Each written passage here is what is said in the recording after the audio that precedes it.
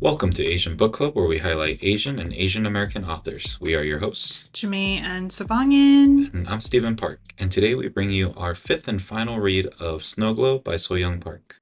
Before we get to the read, one of the big things about this is Snowglobe and the world around Snowglobe. A lot of it is also affected by people in Snowglobe having to kind of be the entertainment source, and that got me to thinking, would you ever want to be a celebrity?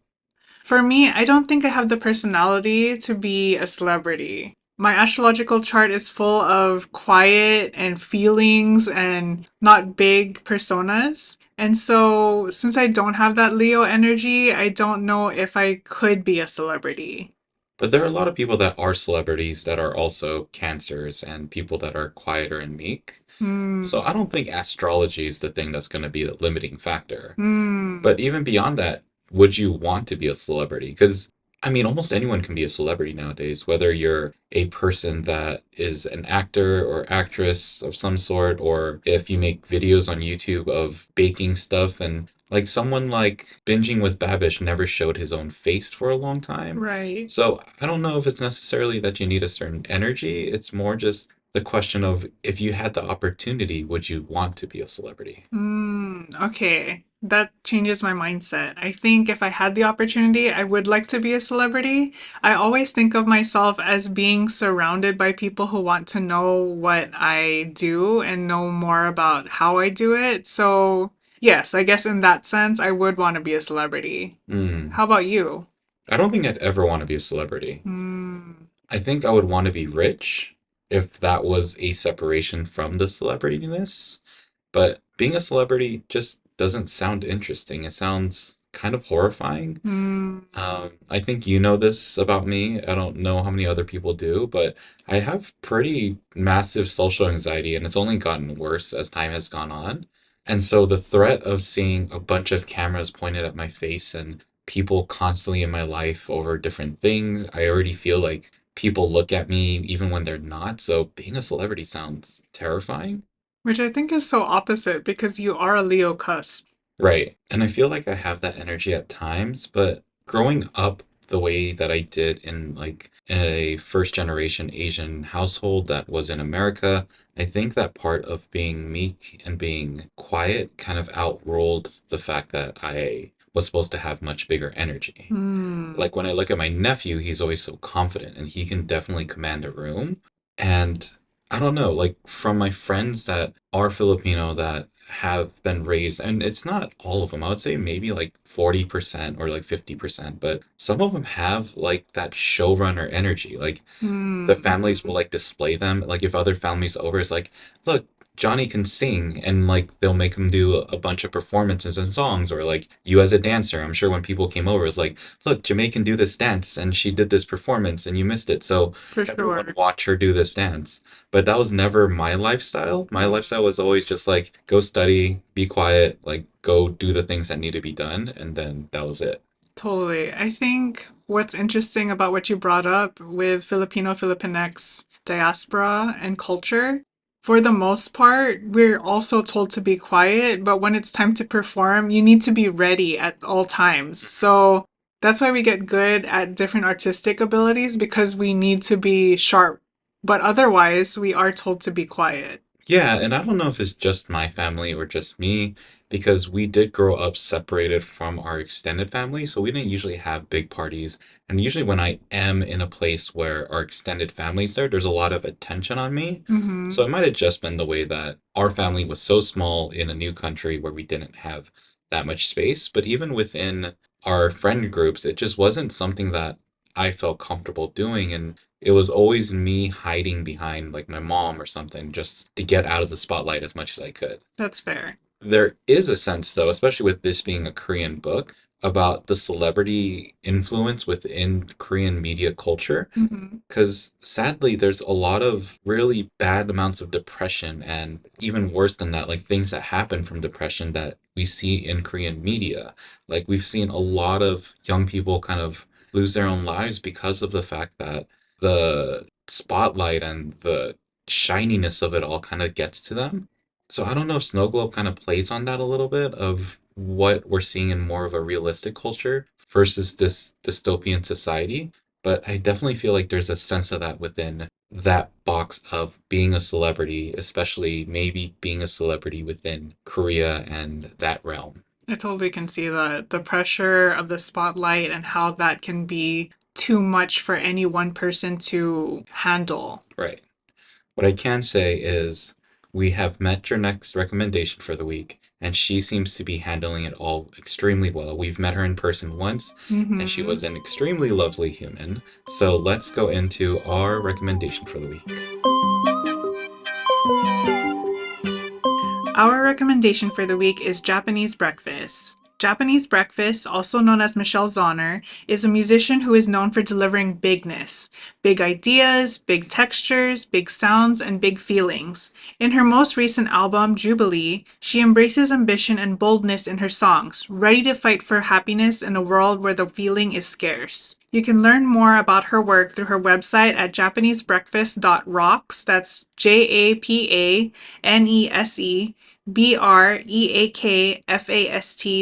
.rocks, and find her on Instagram at jbrecky. That's JBREKKIE. Yep, and that's going to be our recommendation for the week. Okay, so fifth and final read of Snowglobe by Soyoung Park. We just read pages 314 through 372 on the physical copy, and that was chapter 35, Friday Night Fever, through 40, A New Beginning, and the epilogues. Mm-hmm. What had we learned until this point? Until this point, we found out that Hyang and Chobahm were hatching a plan to expose the clones by gathering Somyung and Shinnae from other parts of the outside world. As they journey together towards Snowglobe, the three clones start forming a sisterhood or a bond of sorts. Right. And the whole point is to take down this director, Chas-hol, who has created this program go around that's created a big stir, and they've done a lot of sketchy things. Mm-hmm. So in the last read, we left off with them on their journey to get to Snow Globe, and that's where we kind of pick up. Is we see Hyang, Chobam, Somyung, and Shinnae starting to infiltrate and get their way into the actual Snow Globe location, and Mm-hmm. not only that, into the filming building for the news segments. Right. And I think what's interesting is that getting through the checkpoint was harder than getting into the Snow Tower building. Right, because they know Hetty, who was played by Chobam at one point, Right. and Chobam probably has the confidence to make it in this building because she's been through the process. Mm, Especially telling that guard person that she's running late, this needs to happen. That guard person probably isn't going to be the one that's going to risk their own livelihood just to stop somebody that they know is already a famous star. for sure. Well, they also probably didn't see the first Hetty go in. Right. So, yeah, I can totally see that now. Yep. But not everything getting into Snow Globe goes swimmingly. Right. Because they are stuck in gridlock, and that creates a whole mess because they need to get there by a certain time. Mm-hmm. It has to be within that 9 to 10 hour slot. Right, because during that slot is when you have the control room within that news media center being the main source that goes out into the public, whereas after that, you no longer are able to control what you're going to give out. Mm-hmm. And it's their way, and by their, I'm talking about Ibon Media Group, it's their way of making sure that there's freedom of speech through press. Right, freedom of press too. For sure. So they eventually make it. I mean, it's a whole mess, but they get up to the tower, and this is where things get pretty crazy. Yes, they get into the control room, the news control room, and there they have to wrangle all of the people by tranquilizing them. Yep. And so, obviously, this is the details that we want you to read the book for because it's so well written. Hmm. But ultimately, they do get control over the newsroom in this bloody, chaotic frenzy. And they are able to control what is going to be going out into the public. Hmm. And what they do end up giving to the public is their expose of why they look alike and why they're there in the first place. Yep. So the three headies, which is Chobang, Somyong, and Shinnae, as well as setting kind of being in the background because she was supposed to do the weather forecast as Hedy. Mm-hmm. They're up there and they're delivering that whole speech of what director Cha has done so far to create corruption, of how far they've been willing to go to get this show produced and put on the air. They talk about how their lives were obviously affected by all of this. Mm-hmm. And the idea, I believe, is to tug on the heartstrings of the public so that they get an understanding of everything that's involved with the corruption that's going on within Snowglobe. Right. And not only that, but to also get justice for what's been done to them. Yeah. One thing I did notice though is they didn't really talk about the Ebon Media Group, or they didn't really Mm. talk about them being an evil power, which I thought that would be something that was involved within this media takedown. Did you expect them to kind of overlook that? I thought they would bring it up. And I didn't think that they would totally surpass the Ebon Media Group. I thought they would at least mention it, but they didn't at all. Right. We do get a sense of where the media group is through Bonhue. So obviously with this big takeover, it's not like Ibon is just going to sit back and do nothing. So they send a SWAT team in so that they can wrangle in these people who are doing a takeover of what's supposed to be a free press. Right. Within that, Bonhue is on the phone and representing the Ibon Media Group, and he gets a chance to talk to, well, mainly Choba. Right.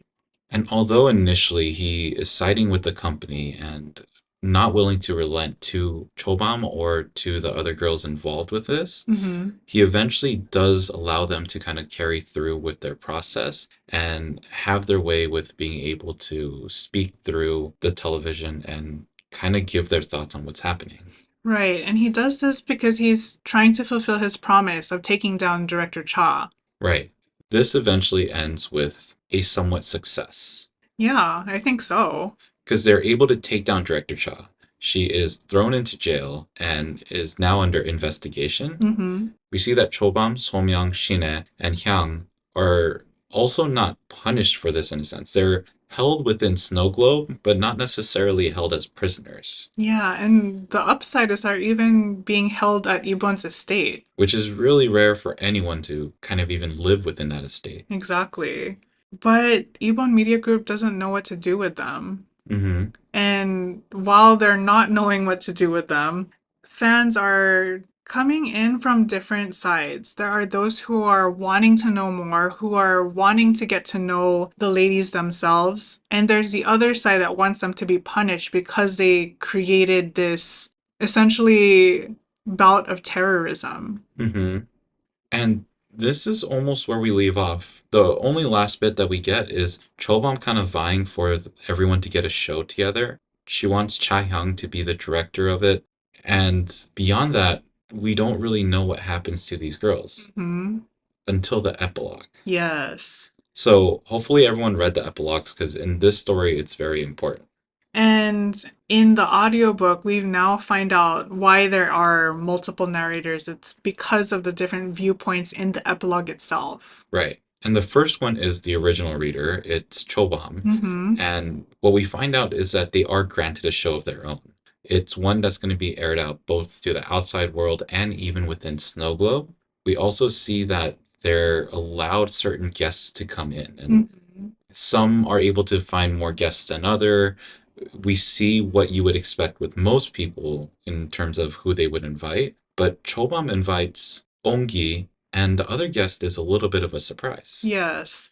She invites Miryu, the assassin slash actor slash now outside world liver, Yeah, not like the liver inside your body. but the resident. Yes. And I mean, a big part of that reason is for Hyung, is Yeah. she wanted Hyung to have this guest, but it also didn't make sense because wouldn't Hyung also have two guests involved? Well, I don't think Hyang was supposed to have her own guests. I think it was just the clones that were supposed to have guests. I see. So the other thought is that Choban probably did this because she couldn't bring her mom because then her grandmother would be left alone. Right. So she probably had to make sure that grandma and mom were at least together, Mm-hmm. which meant she needed to choose someone else. Right. This seems like that next transition into a following book, Mm-hmm. and what we'll probably find out happens within the madness of that story. But the next epilogue is from a completely different perspective. Yes, and this perspective was the perspective that I was looking for so long, which Right. was the original Goheri. Right. And what we find is the original Goheri is alive. Yes. She's not thriving, but she is alive. Mm-hmm. A part of the story that we haven't really fully uncovered or the story has yet to reveal is this underground prison that the mirrors are connected to, Right. which seems like that's where this story would go. You would think that, especially because when Goheri awakens in the epilogue, she doesn't seem like she's anywhere near Snowglobe. Yeah, and we constantly hear about people going missing Mm-hmm. and the fact that those who are missing are in this weird prison area. Right, in this weird limbo. Right. So curious what's going to happen to her. Obviously, this is going to come to play in some sense into our next book. But the last epilogue is from a character I wasn't really expecting to hear much of. Right. We are drawn back to Miryu. Yep, and I think this is 6 months before any of this happens. I think it's several years. Okay, And this is where Miryu and Chahyang are kind of saying goodbye to each other before Miryu leaves. right. So Miryu is still a part of the show and the residency in Snowglobe, but she is planning to terminate that on her own. Yes. Cha Hyung is a very close friend to Miryu, and the whole goodbye seems more like a prologue to this story, Mm-hmm. and it gives us information on the totality of corruption that's happening within Snowglobe. Definitely. And it also reminds us that Chahyang doesn't know anything about Miryu's show. All she knows is that Miryu leaves or had to leave. Well, she probably didn't know at that time, but she has to know now. Because everyone knows, everyone outside of Snowglobe knows, so I'm assuming that news report is large enough that Cha Hyung has to know. Maybe. But the interesting thing is that relationship seemed much more than kin. Right. It felt less friends and more friendly. Right. I feel like there is a certain bond going on, Mm-hmm. which is very strange to see within Korean media. So we'll see if that is something that eventually grows as we get into the next book. But speaking of that, we keep talking about the next book like it's going to come out for sure. And that's because we got more information as we got to the end of this book. Yes, it's confirmed a second book is coming. And it should be here in spring 2025, so a year from now from this podcast episode. But the issue is, we don't know if that's the Korean version of the book or if that's going to be the Korean version that's already translated to English. So we may have to wait a little bit longer, but I'm sure if there's enough uprising from us that we'll be able to get that done. And hopefully we get that book sooner than later. Right. And do you feel like we're going to read it for the podcast? I think so. I mean, I really enjoyed this book. So this is Mm-hmm. kind of going into what we've thought about this. And I didn't really find much in this book that I didn't like, besides the stories that weren't told. So things like the prison, things like Bon Hui's relationship with the original Hedy, like all these stories are still dangling. So Mm-hmm. I don't like that fact. But knowing that there's a second book, I'm very hopeful that the loose ends become tied. Yeah, absolutely. I definitely feel like there are several Chekhov's guns that haven't been shot yet. So I too hope that those portions will be addressed in the next book. Yeah, which is very weird because usually when that's a scenario of me finishing a book, I don't like it. Mm, We keep coming back to the fact that we weren't big fans of, I'm just going to say CRA. And if you know what that means, then you know what it means. But one of the reasons why was because there were loose ends and there were things that didn't make sense in terms of the ending of the book, mm-hmm. even knowing that there's two other books out there. Right. So then I kind of started thinking, why did I like this book so much? Like, what made it so that the lack of finality still made me interested in this book? And I think it was the writing. I think it Mm, was the way that the story was told, and especially in areas that are chaotic and messy, the story doesn't seem to wind you up and kind of throw you around. It seems to guide you through those moments. It gives you parts to focus on that then give a better whole picture instead of create not only chaos within the story, but chaos in your mind. Like it felt calm while the messiest things were happening. Totally. Throughout Snowglobe, I think the promise of getting all the descriptions is possible because throughout the book, we always got full exposition. It wasn't like we only got hints and then nothing. Just like the glass that was broken and Chobahm noticed it. Just like the off limits zone and how it was referred back to when they were talking about how Goheri, the original Goheri, disappeared. Right. In that case, would you recommend this book? Absolutely. I would recommend this book to anyone who is in a reading slump or loves dystopian sci fi ish type of reading. Yeah, and I would recommend this book as well. And I guess the audience that I see reading this very well are people that do like that dystopian sci-fi kind of novel, but Hmm. also a young adult kind of fiction book. So people that really enjoyed, once again, The Hunger Games or Divergent. Divergent or, like there's a ton of those stories now, but this is just a different take on it. And Hmm. it's an interesting one that involves global warming, that involves celebrityism, that involves corruption, and Yes. what that might mean for the world. Right, exactly. Yeah, we didn't even talk about the fact that Snowglobe was supposed to be this geothermal place, and the fact that it's freezing underneath means that it may not be, which is likely the corruption of Ibon Media Group. There's Right. so much in this story that hasn't been touched yet, Hmm. so I'm very much awaiting that second book. Same. But that second book's not going to come out anytime soon. It's going to be next year. So obviously, we're not reading it next. But we do have a book lined up for our next read. Yes, and for our next read, these are our three hints. Hint number one, it's based on a true story about corporate betrayal and industrial disaster. Hint number two, the book is set in Minamata Bay, Japan. And hint number three, it features a friends to lovers and a star-crossed lovers trope. So, our next read is Blossoms in a Poisoned Sea by Mariko Tatsumo. To find a little more about this book, let's read the back of the book. It says, Yuki is the daughter of a poor fisherman. Kyo is a son of a senior executive at Chiso, a huge chemical conglomerate. In 1956, they meet and become friends, then gradually fall in love. But then, all living things in the once beautiful Minamata Bay suddenly die. The impoverished people living around it begin suffering from a terrifying disease that causes agonizing pain, paralysis, and death, including Yuki's family. With no fish to catch and incapacitated from the disease, her parents are starving.